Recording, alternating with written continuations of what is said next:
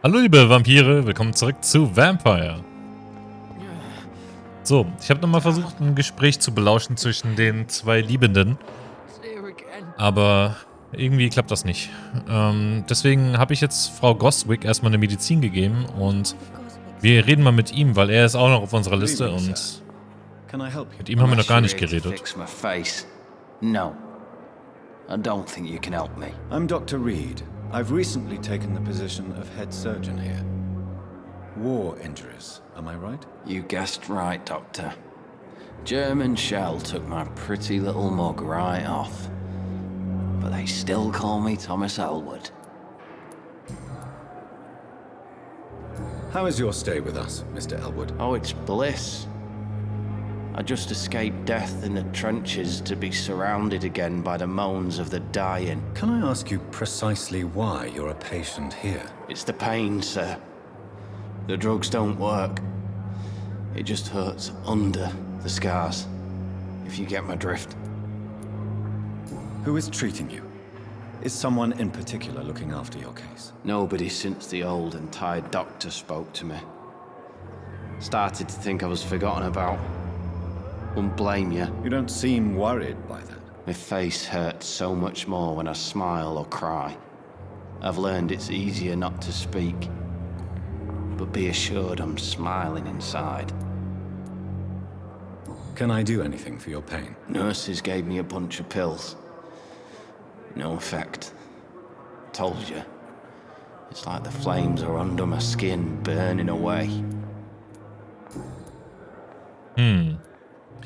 Ich glaube nicht, dass das eine Kriegsverletzung ist, was er dann hat, beziehungsweise dass das die einzige Ursache ist. Why do you feel responsible for the injury, Thomas? What really happened? I wasn't disfigured by any German shells. It happened during my leave. It was an accident. Why lie about it? Come on. It's one thing to come back disfigured by the Germans, and it's another to get injured in an accident that could have happened to anybody.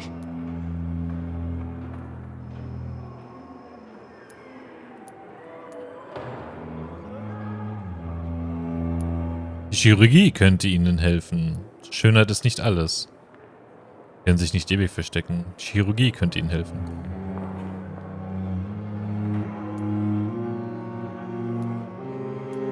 Reconstructive surgery has been very successful for some soldiers. I don't want to wear a bloody mask for the rest of my life. I'd rather stay here and just be forgotten. Shit! Das war die falsche Antwort. Tell me what really happened then. I went with a whore in Rouen. Dead drunk I was. The hotel was a shithole. There was a fire that night. Did you start the fire? Were you trying to avoid going back to the front?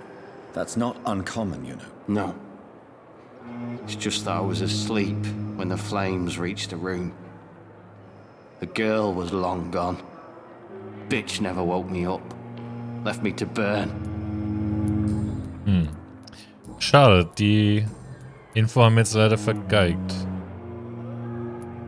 Über Miss Hawcrofts Krankheit. How close are you to Miss Hawcroft? Are you aware that she thinks she is a vampire? To wait for her next nibble is the best reason to stay here. Every time she approaches my bed, she treats me like something tasty.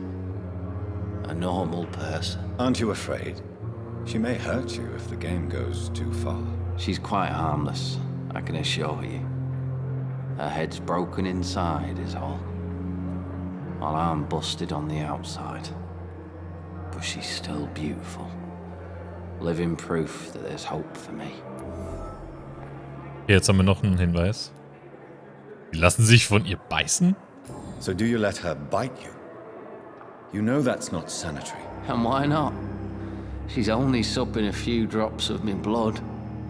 And the pain, it's real for once. She could decide to bite less willing patients. Then it's another good reason for me to stay here, Doctor.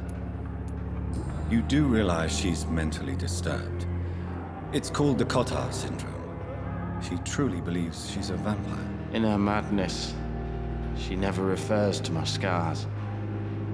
And frankly, if I could, I'd join her world. It seems much more fun than the real one. Where were you stationed, sir? Did you serve for long? I really don't want to talk about all this shit. No offense. I was pushing too much. I served in France myself. I just wanted to know what happened to you. You were an officer, weren't you? Then I doubt we fought the same war, sir. No offense. Kein Problem. Okay. Goodbye for now, Mr. Elwood. Ein Hinweis ist leider fehlgeschlagen, ansonsten hätten wir ihn komplett analysieren können. Er leidet auch an Erschöpfung. Habe ich noch Erschöpfungsmittel?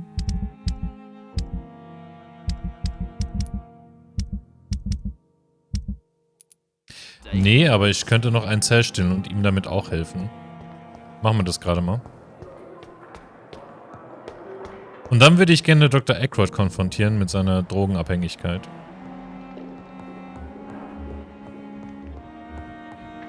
Und am Ende versucht er uns wahrscheinlich zu bestechen. Ich sehe es kaum.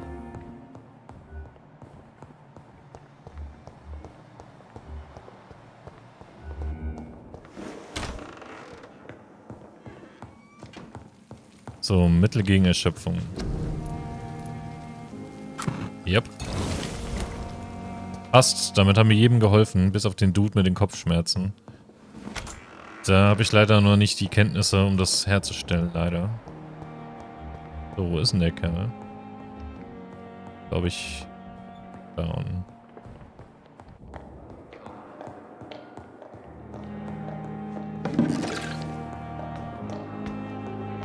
So.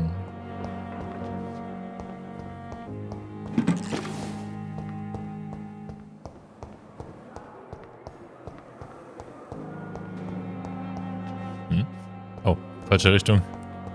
Da ist er. Good evening, Mr. Elwood. Evening, Dr. Reid. Soldier, do you need assistance? Not really. I think I caught something in this bloody hospital. I swear I'm dead, yet smiling inside, Dr. Reid. As long as you remain here, I will make sure you don't have to worry about your health. Don't think you can do much about it. Damage is done. Goodbye for now, Mr. Gut, wir haben, glaube ich, alle versorgt. Ich gucke gerade nochmal. Oswald Thatcher. Achso, ich habe nochmal übrigens ein paar Informationen über Clay Cox bekommen. Und wir haben noch eine weitere Quest.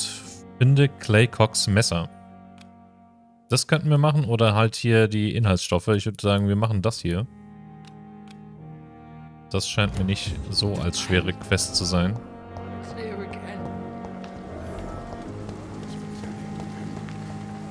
So, und damit, denke ich mal, haben wir alle Personen versorgt und können nun gehen. Steht er die ganze Zeit, aber wenn ich da unten stehe, kann ich leider nicht mit denen interagieren. Ich kann die nicht belauschen. Das funktioniert leider einfach nicht. So, lass mal auf die Map gucken. Wo soll denn Clay Cox Messer sein?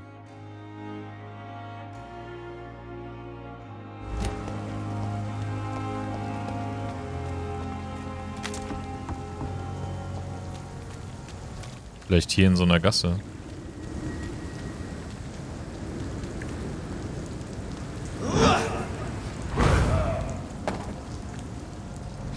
Damit hat er wohl nicht gerechnet. Ich bin schon zu mächtig. Ja, anscheinend hier die Straße runter und dann dürfte dann der Ort sein, wo das Messer sich befindet.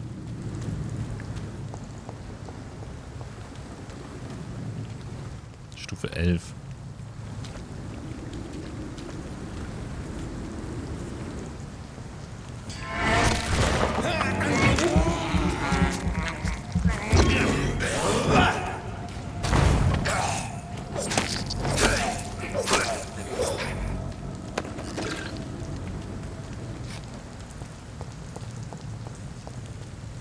So, hier ist eine Kiste. Ein großes und schönes Messer, in dessen Klinge ein Name eingraviert ist. Clay. This must be Clay Cox's knife. A fine blade. No wonder he wants it back. Tolle Handwerkskunst. Okay, dann geben wir Clay Cox mal sein Messer zurück und ich denke mal, wir kriegen hoffentlich eine Belohnung dafür, dass wir das Messer besorgt haben. Da hat er nämlich nochmal einen Brief gefunden von seiner verstorbenen Frau. Beziehungsweise, ich glaube nicht, dass die verstorben war. Ich weiß nicht mehr. Den hatte ich zufällig gefunden, habe das Gespräch mit ihm geführt und ja, da hat er erzählt, wie er sich darüber fühlt und so und ja. So auf so eine ruppige Art und Weise halt. Und mal gucken.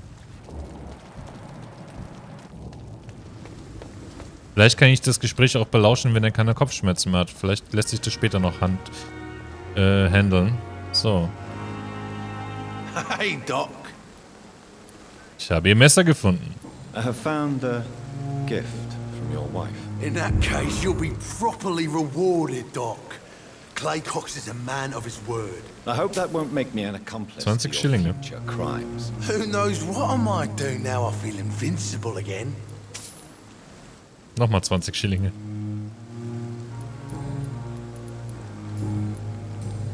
Ja, das waren die persönlichen Fragen über seine Frau und der Brief hat ihn wütend gemacht. I'll leave you for now, Mr. Cox. Ich glaube, sie hat ihn verlassen. Sicher bin ich mir nicht mehr, was in dem Brief stand. Ich kann ja nochmal gucken. Der Bann.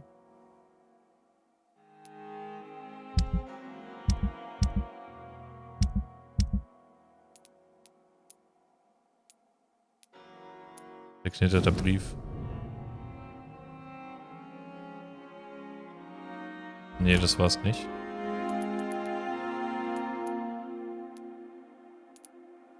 Totenschein. Und dann der Brief.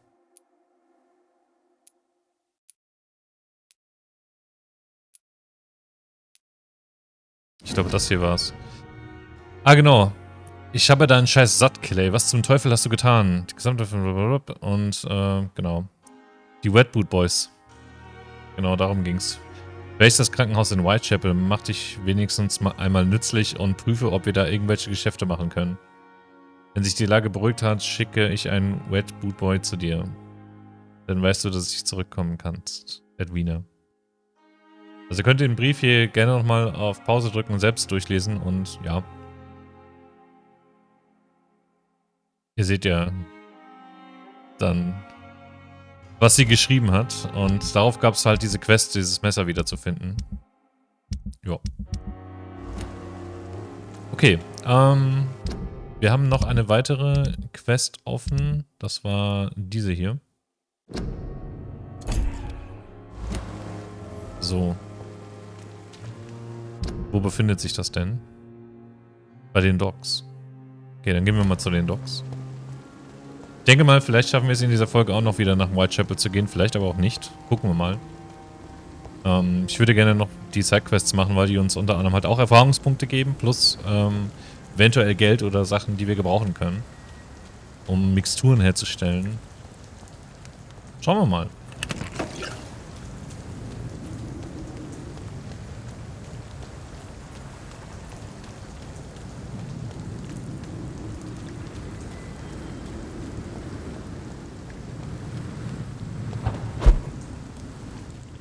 Was haben wir denn hier? Nichts.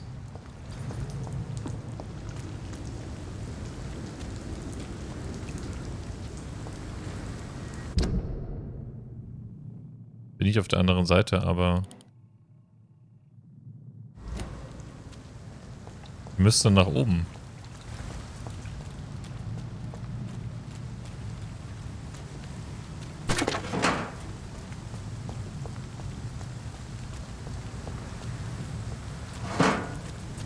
Hier scheint es aber hoch zu gehen.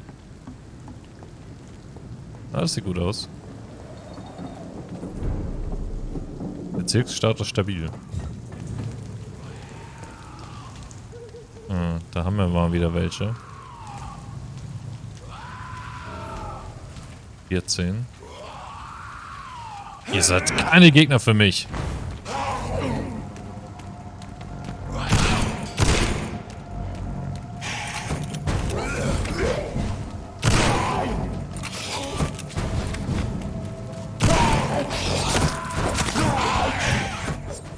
ist ein Boss.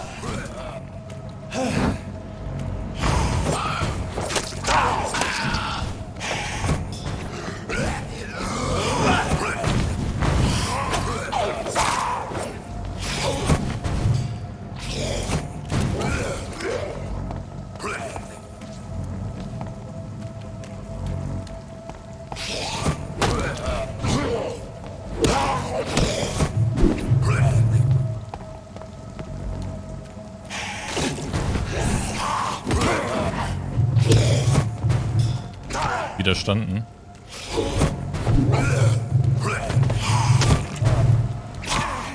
Nicht gut.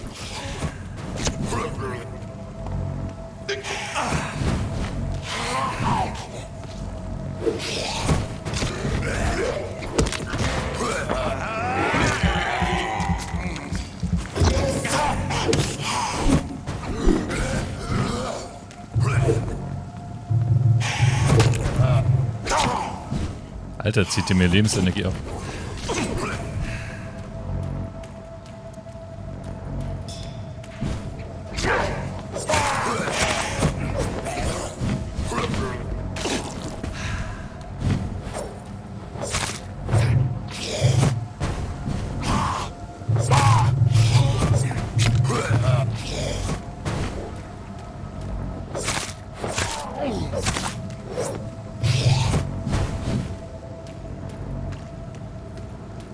Wer will's wissen?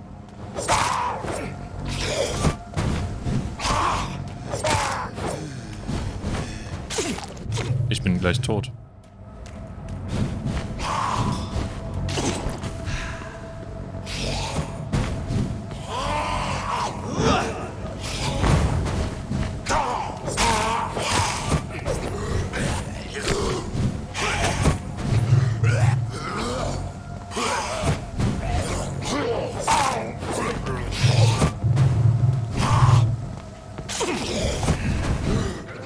Ach, come on.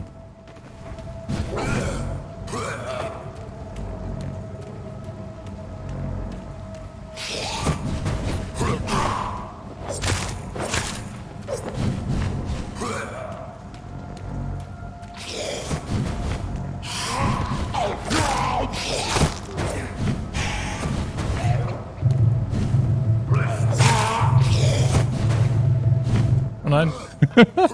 Das war knapp.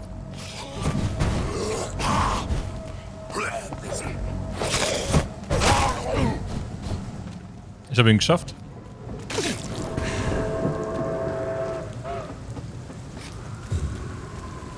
Oh boy.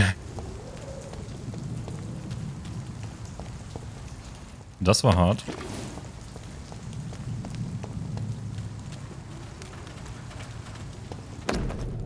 Dr. Stricklands Liste, bestellt von Dr. Troy Strickland, Pembroke Hospital. Liste der Zutaten und Substanzen. Steht jede Menge Zeug drauf. Opium is one of the main ingredients of Strickland's medication. Never a good move. Okay, wir erzählen ihm, was passiert ist. Dass sein Kurier ein Vampir war.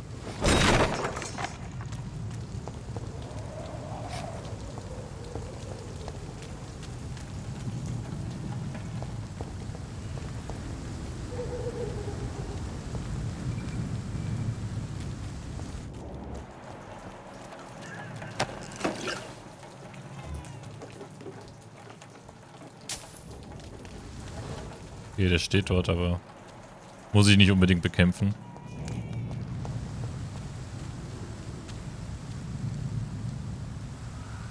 Das könnte mich das Leben kosten vielleicht. Ich habe wieder Kugeln, aber aktuell brauche ich sie nicht. Wussten sie nicht. Achso. Das kennen wir schon. Ah, ich finde die Stimmung in diesem Spiel einfach so geil. So toll.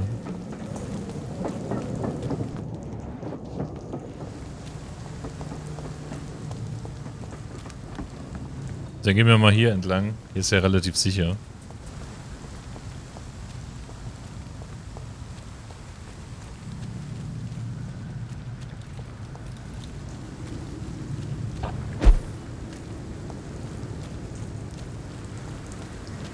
Flying Horse. Halt. Da kann man irgendwas leuchten sehen, oder? Nee. Dann war es wahrscheinlich nur das Feuer.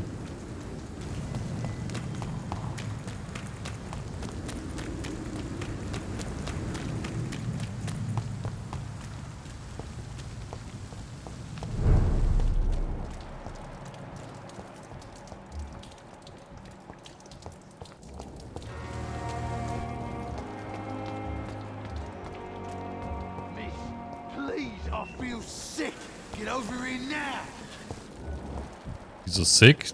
Fühlt sich doch gesund.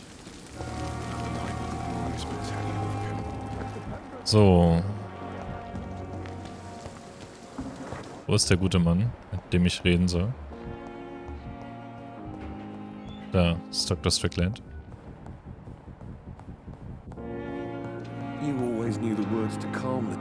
Good evening, Dr. Strickland. And good evening to you, Dr. Reid. Can I be of any help?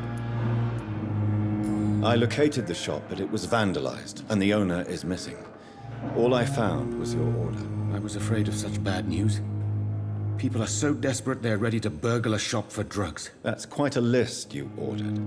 Opium, sodium hypochlorite. It can't be just headaches you're trying to cure. This dreadful influenza, of course. I already ran some tests on hopeless cases.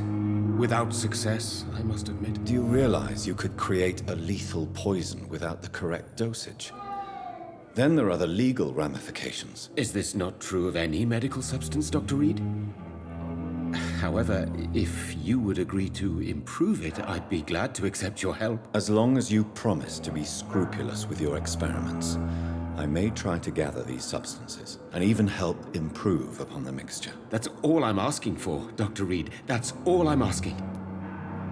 Okay, dann über ihre geheimen Tests. I want to know about these secret tests you run, and if they can save people from this epidemic. Speak to me now, Thoreau. I know I may sound presumptuous, but I'm just following your steps, Dr. Reid. I'm casting away the shadows of ignorance by daring to face them. Self-confidence is essential in our line of work, my young colleague, but only if tempered with the correct amount of cynicism. But you never doubt yourself, Dr. Reid. I've read all your articles and books. You performed the most daring research during the war. Sie haben meine Unterstützung. Haben wir nicht schon genug zu tun? Das ist nicht Ihr Ernst. Ja, wir versuchen zu helfen, wo wir können. You have my support, Dr. Strickland. I know exactly what it feels like to battle an unknown disease with only your mind and force of will to help you. Thank you, Dr. Reid. You don't know what that means to me. Okay. Da fehlt noch ein Hinweis, dann haben wir alles. Goodbye, Dr. Strickland. Gut, die Quest ist abgeschlossen. I can't let Strickland put his patients at risk with opium. Perhaps an adjusted formula will deliver more of a placebo effect. Bringe Einheit Natriumchlorid zu deinem medizinischen Arbeitstisch. 6 Einheiten Eisennitrat. Ich dürfte, glaube ich, alles haben.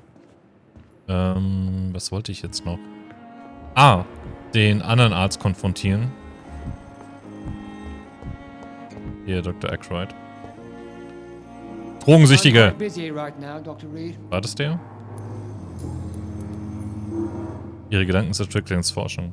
Tell me, Waverly, what do you think of Dr. Strickland's enthusiasm for his experimental research? Strickland is playing with his patients' lives for pride and glory. Now that, sir, is unethical. Are you thinking about something in particular? Harvey Fiddick needs delicate surgery. I believe we should stick to the usual procedure, but my young colleague obviously disagrees. Beeinträchtigt Ihre Rivalität Ihr Urteilsvermögen? Deshalb wollen Sie einen Angriff vornehmen. Why do you wish to lead this surgery? I strongly believe that Mr. Fiddick should not be butchered to test an unproven procedure.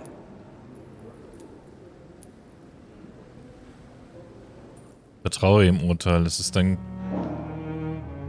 konservativer Ansatz.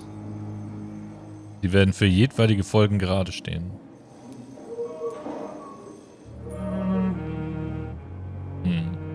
Wenn wir das sagen, ist, glaube ich, Dr. Strickland so ein bisschen dann gegen uns. Konservativer Ansatz. Other people may say that's too conservative a point of view. Conservative? And what are you going to say to Mr. Fiddick if he loses his arm because of the operation? Because that's what's going to happen if the surgery is a failure. And are you not afraid that your rivalry with Strickland may be blinding you? Rivalry? I guess you could call it that. But I will never be childish enough to let my personal feelings affect my judgment. Okay, das hat uns leider irgendwie nicht weitergebracht bei ihm. Thank you. Das ist immer noch ein Arsch. Nee, das war ein anderer, den wir gesehen hatten. Ah, das war Dr. Dings. Dr. Dings. Jetzt kann ich sie wieder belauschen, oder was?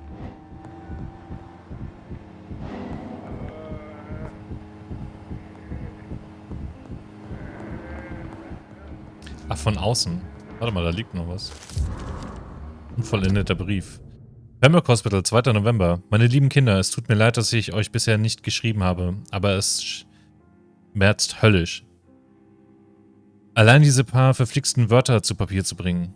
Macht euch keine Sorgen, Daddy kommt aus dem Krankenhaus, sobald die Ärzte seinen Arm heil gemacht haben. Wenn ihr bis dahin etwas braucht, geht zu Mr. Chadwick auf der Baustelle und sagt ihm, dass ihr Harvey Fiddicks Kinder seid. Erinnert ihr euch an Robert Chadwick? Der große Mann mit dem Schnurrbart, der mir letzten Frühling half, die Haustür zu reparieren? Geht zu ihm und bittet ihm um ein paar Schillinge. Er wird euch sicherlich helfen. Leider kann ich gerade nicht arbeiten. Aber wir lassen uns etwas einfallen, wenn ich zurück bin. Keine Angst, wenn Daddys Arm wieder bei Kräften ist, wird alles gut. Wenn die Ärzte endlich meinen Arm geheilt haben, werde ich... Okay, Mr. Fiddick. Okay, dann gehen wir doch mal raus und belauschen die.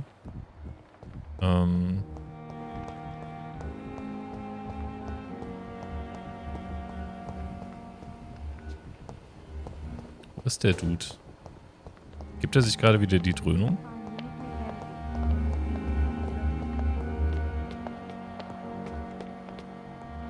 Nee, ich finde ihn nicht.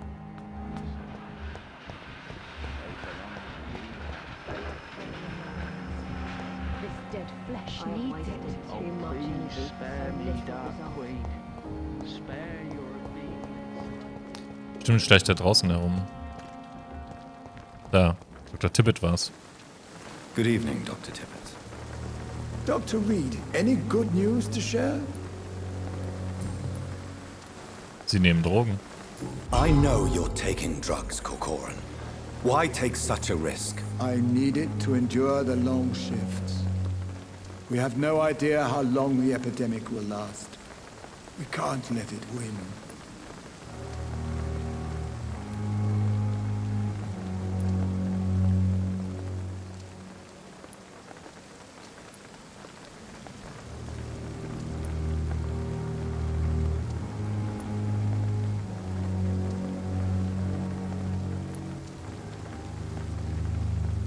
For God's sake, what are you thinking? How can you be so irresponsible? Irresponsible? I am devoted to my work. I am doing this for all the patients who need our help. I cannot abandon them.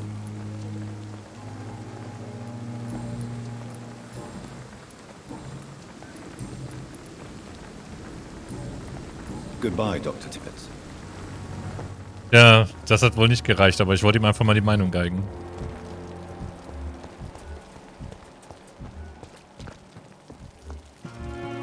Hier kann ich sie belauschen. Aber die Tür ist noch offen. Wenn nicht, geht das deswegen nicht. Aber ich würde sie gerne belauschen.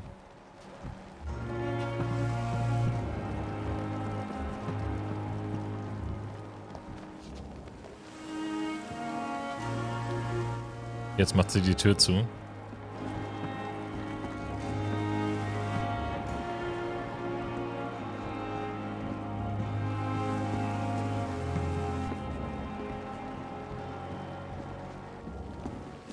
Genau, da muss nämlich dieses Auge sein. Das hatte ich bei den anderen da unten am Pier nicht. How can I be sure I'll not find your unconscious body in the house again? I promise you, you'll not find my unconscious body. For God's God's sake, how can you say such a thing?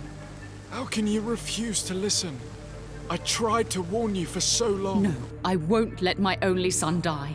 You promised me you'll stay alive. Your son lied to you, like the whole world lies to us.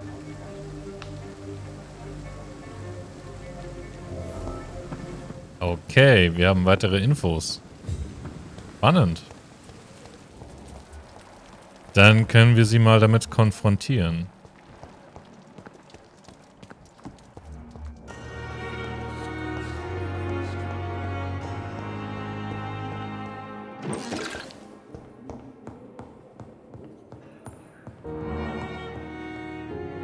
Good evening.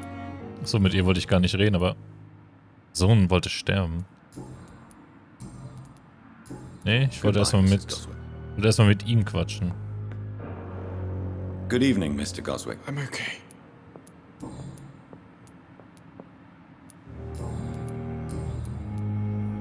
Admit it, Mortimer. Your mother had you hospitalized here because you tried to kill yourself. Yes, it's true. All right, then. This is the first time we've really shared information about your case. Shall we call this progress? Call it what you want, Dr. Reid. Sie können mir vertrauen.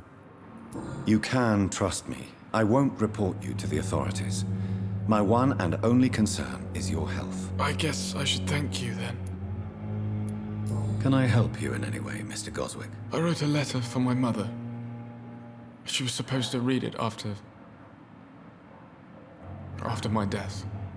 But I suppose she doesn't have to read it now. I see. And is this letter still near the place where you tried to take your own life? Yes. And I don't want anyone reading my last words. I mean, I'm still here. If you bring me back that letter, then perhaps we'll talk. Aha, eine neue Quest. Cool. Ich vermute mal stark, er wollte sich das Leben nehmen, indem er sich die Kehle aufschlitzt. Und das ist wahrscheinlich irgendwie fehlgeschlagen. Deswegen ist er jetzt im Krankenhaus. Okay, reden wir nochmal mit der Mutter. I have to go now, sir. Good evening, sir. Doctor. Good evening, Doctor. How is my son doing? Your son wished to die, Beatrice. Why did you hide such crucial information? Are you not aware suicide is a crime? Mortimer could be thrown in jail. I can't let that happen. I won't. I understand you fear the legal consequences, Mrs. Goswick. But don't you realize your silence significantly affects your son's case? All my son needs is help and comprehension. Not judgment and punishment for what he may or may not have done. Okay. Goodbye, Mrs. Goswick. Dann schauen wir mal bei denen vorbei. Ich komme heute nicht mehr nach Whitechapel. Also wir sind schon bei 33 Minuten, fast 34. Deswegen sind wir auch gleich schon bald am Ende der Folge angelangt. Es tut mir leid, dass wir hier so viel rumgurken und viele Gespräche führen, aber es sind Nebenaufgaben, die uns mehr über die Charaktere verraten, plus uns natürlich Erfahrungspunkte geben. Und vielleicht bekomme ich, wie gesagt, das eine oder andere. Eine Quest hat uns Geld eingebracht und jetzt gucken wir mal, dass wir hier die fehlenden Inhaltsstoffe-Quest machen.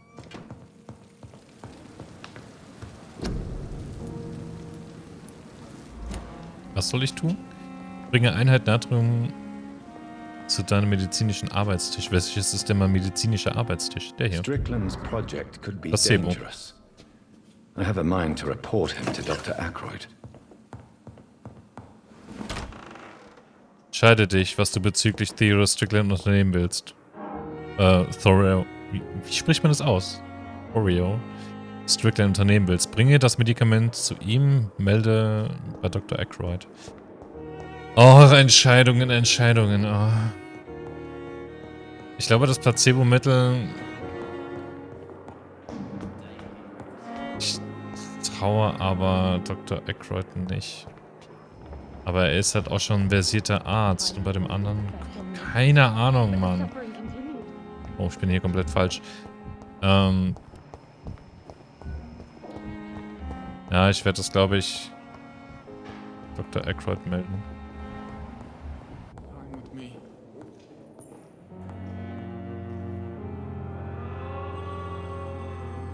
I'm quite busy right now, Dr. Reid.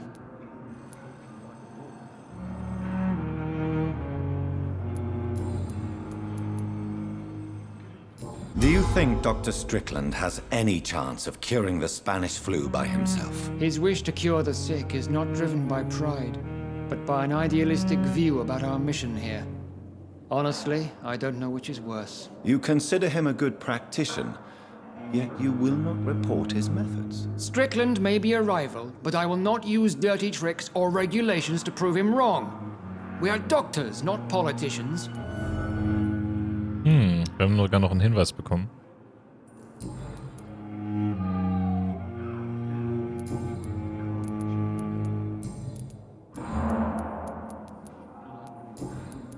Mit Stricklands Medizin helfen. Thank you for your... Ah, wo ist denn der andere?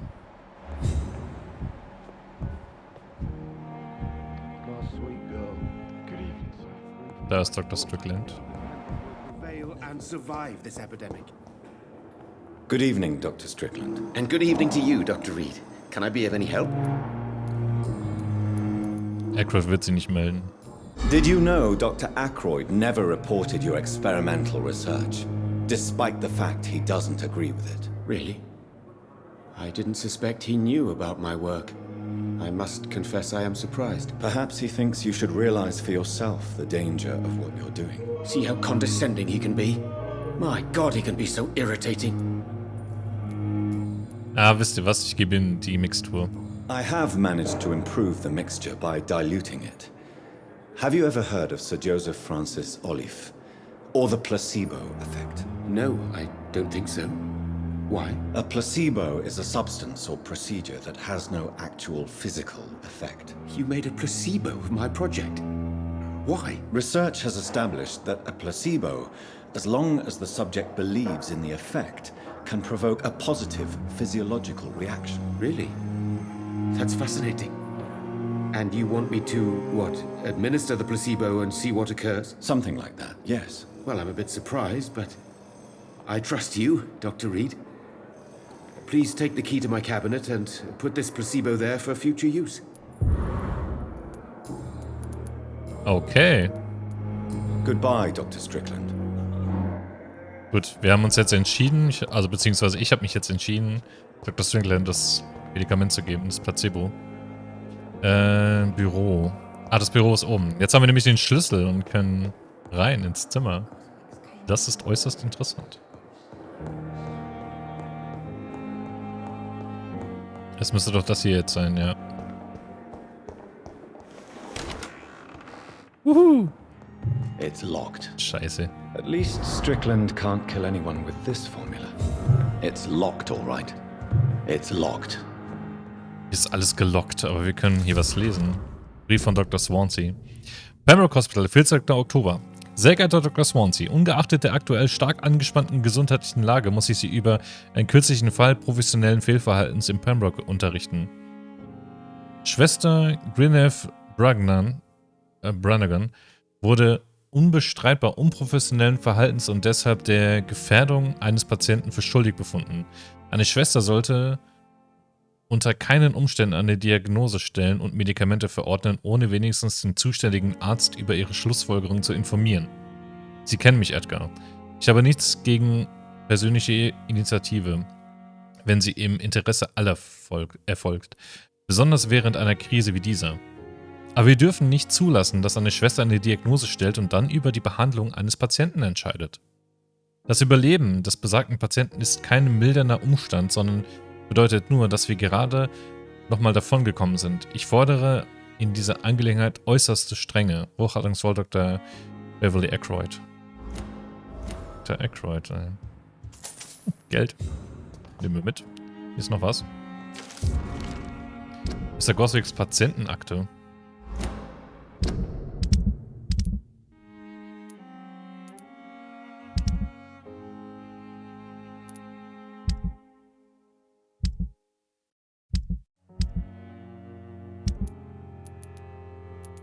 Jetzt konnte ich die mir gar nicht angucken. Ist die hier drin? Ja. Mortimer Goswick, männlich, Alter 23, behandelt von Dr. Aykroyd, Zustand... Der Patient zeigt mehrere Anzeichen äußerster Erschöpfung und mehreren Wunden im Rachen, Mund und an der Zunge, aber keine Anzeichen für die Grippe. Weigert sich zu reden, behauptet, es sei zu schmerzhaft. Benötigt Ruhe und die Schleimhäute im Rachen müssen erst verheilen, bevor entschieden werden kann, wann er entlassen wird. Okay, weiterer Hinweis. Ja, läuft doch gut, oder? Bin sehr stolz auf mich. Okay. Kann die Sachen leider nicht öffnen. Ruf das, aber... Die Quest haben wir abgeschlossen. Wir haben 1000 Erfahrungspunkte. Immer eine gute Menge. Und jetzt würde ich gut gelaunt sagen, konfrontieren wir nochmal kurz die Leute mit den Informationen, die wir gesammelt haben.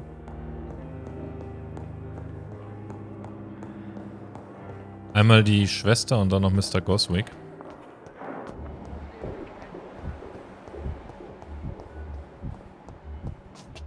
Ich gehe die ganze Zeit in die falsche Richtung.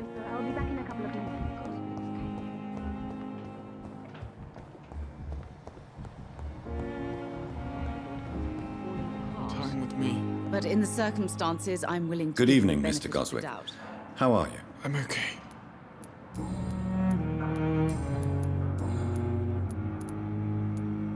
Your medical report says you're not affected by the Spanish flu. What do you think of that, Mortimer? Does it make me happy? Not in the slightest. If it was up to me, I would have left this place long ago. I know I don't belong here. And why do you think you don't belong here? I know the staff have more important things to do than look after me. There's plenty of patients here who need their attention. I have to go now, sir. But don't hesitate to contact me if you need any help. Circumstances, I'm willing to give you the benefit Waste of your the time doubt. with me. Okay, und jetzt gehen wir nochmal zur Schwester rüber und konfrontieren sie mit unserer neuen Info, die wir haben. Und dann sind wir auch leider schon am Ende der Folge angelangt. Und in der nächsten Folge begeben wir uns dann zu der neuen Sidequest, die wir haben.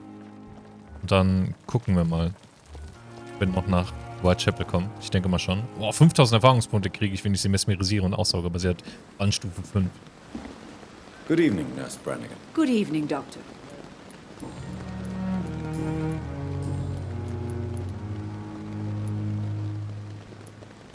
Tell me, nurse, did you know Dr. Tippett was addicted to medication? I suspected this behavior for some time, but never dared to ask him about it.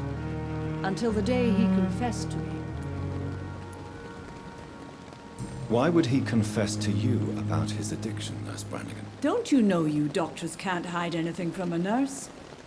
We're always there, even if you don't notice us. Do you consider yourselves our confessors, Nurse Brannigan? I wouldn't dare, Dr. Reid. But I'm intrigued. How did you discover Dr. Tippett's secret? What can I say? I seem to have a knack for discovering secrets. And for hiding them as well. Durchaus. Do you approve of his addiction? Of course I don't approve. But I Wir haben spezielle understand he needs to Observation fight the Skills. exhaustion. Let's hope he'll stop injecting himself once the epidemic is over. And what if he doesn't? Then we'll have to convince him to stop. I believe he's still in control of his addiction for now, but we must remain vigilant. Oh ja. According to the report I read, your unprofessional conduct put a patient in danger, Gwyneth. That's not true. I know when my patient's life is at risk, and I'm more competent than a lot of doctors that I know. Problem is, I'm a woman. I don't see what your gender has to do with your abilities. Eben. Yes, nurse. Because I'll never be a doctor, no matter what my skills. I could make a decision that could save a life, but oh no, that's unbecoming conduct. Falsche Zeit, falscher Ort, sie irren sich. Have you heard of Elizabeth Blackwell? She was the first woman listed on the UK Medical Register. Change is slow, but it will come. And you will always have my support. To have the right to study shouldn't be determined by sex, skin, or wealth. That's all I'm saying. That's all I'm saying. Goodbye now. Okay. Mehr EP bekommen wir aus ihr nicht heraus.